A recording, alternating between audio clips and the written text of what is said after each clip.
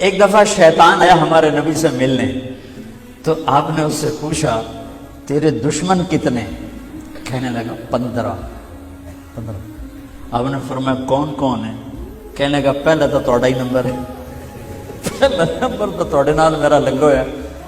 پھر کہنے لگا وہ مسلمان جو 24 گھنٹے باوضو رہتا ہے وہ میرا بڑا دشمن ہے۔ جو باوضو رہتا ہے اور باوضو سوتا ہے، ایک فرشتہ اس کے لیے بندگی کا ثواب لکھتا رہتا ہے۔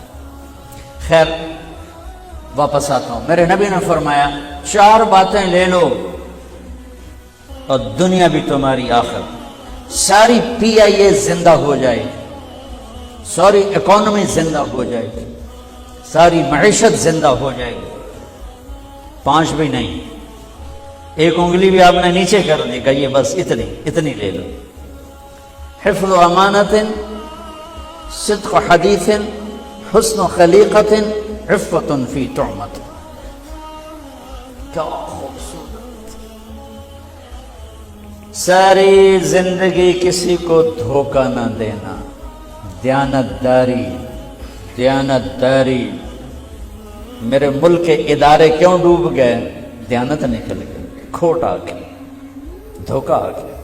میرے نبی نے کہا حفظ امانت، کبھی امانت میں خیانت نہ کرو، صدق حدیث، کبھی جھوٹ نہ بولنا، ہمیشہ سچ بولنا۔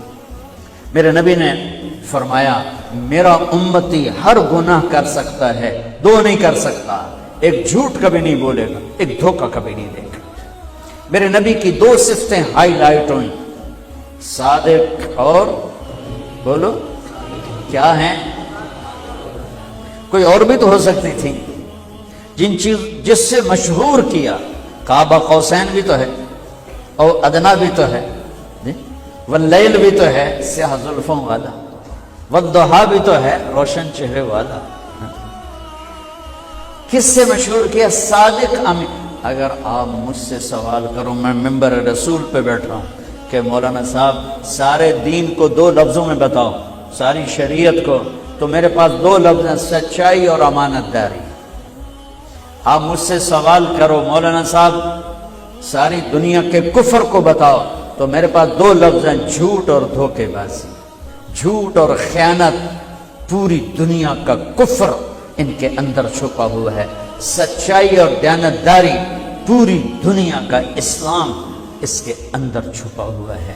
دیانت اور سچائی یہ بیج کی طرح ہے، اور پورا اسلام پھر باغ بن کے پھلتا پھولتا ہے۔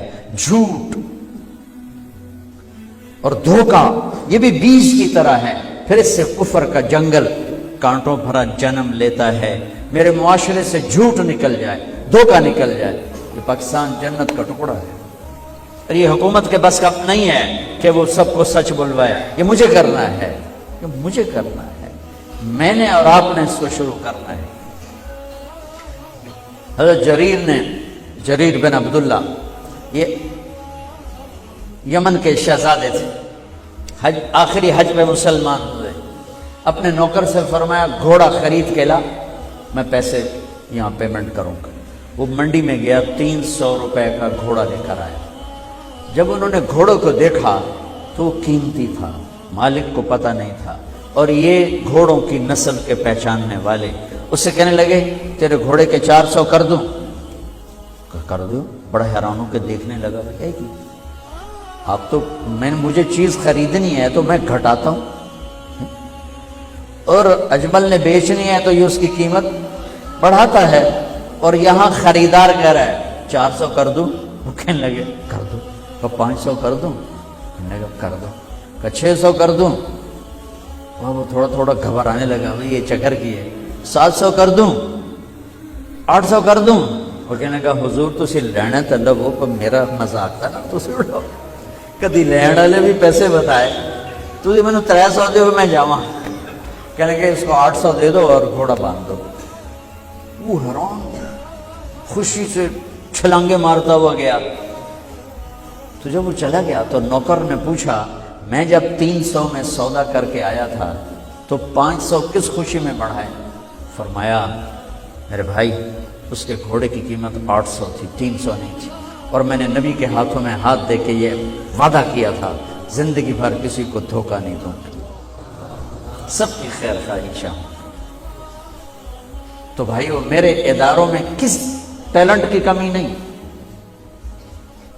صلاحیتوں کی کمی نہیں، دیانت کی کمی ہے،